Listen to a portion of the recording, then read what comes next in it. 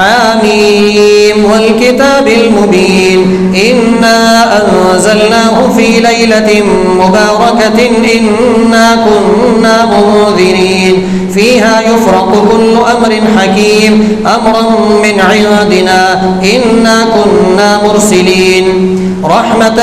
من ربك إنه هو السميع العليم رب السماوات والأرض وما بينهما إن كنتم موقنين لا إله إلا هو يحيي ويميت ربكم ورب آبائكم الأولين بل هم في شك يلعبون فارتقب يوم تأتي السماء بدخان مبين يغشى الناس هذا عذاب أليم ربنا اكشف عنا العذاب إنا مؤمنون أنى لهم الذكرى وقد جاءهم رسول مبين ثم تولوا عنه وقالوا معلم مجنون إنا كاشف العذاب قليلا إنكم عائدون يوم نبطش البطشة الكبرى إنا منتقمون ولقد فتنا قبلهم قوم فرعون وجاءهم رسول كريم أن أدوا إلي عباد الله إني لكم رسول أمين وأن لا تعلوا على الله إني آتيكم بسلطان مبين وإني عذت بربي وربكم أن ترجمون وإن لم تؤمنوا لي فاعتزلون فدعا ربه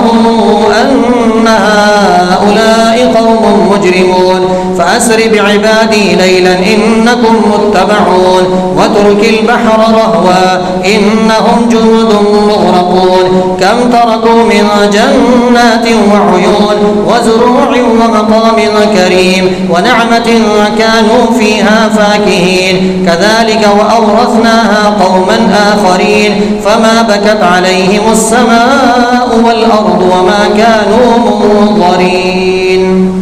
ولقد نجينا بني إسرائيل من العذاب المهين من فرعون إنه كان عاليا من المسرفين ولقد اخترناهم على علم على العالمين وآتيناهم من الآيات ما فيه بلاء مبين إن هؤلاء ليقولون إن هي إلا موتتنا الأولى وما نحن بمنشرين فأتوا بآبائنا إن كنتم صادقين أهم خير أم قوم تبع والذين من قبلهم أهلكناهم إنهم كانوا مجرمين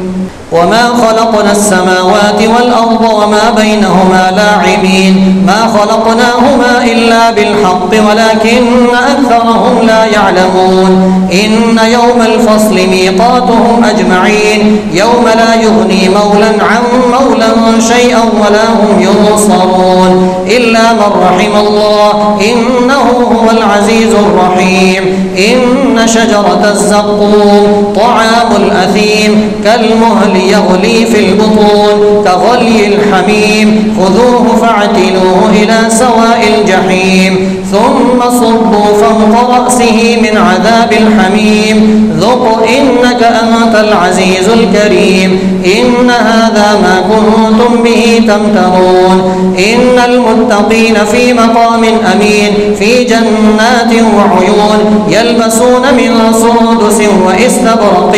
متقابلين كذلك وزوجناهم بحور عين يدعون فيها بكل فاكهة آمنين لا يذوقون فيها الموت إلا الموتة الأولى ووقاهم عذاب الجحيم فضلا من ربك ذلك هو الفوز العظيم فإنما يسرناه بلسانك لعلهم يتذكرون فارتقب إنهم مرتقبون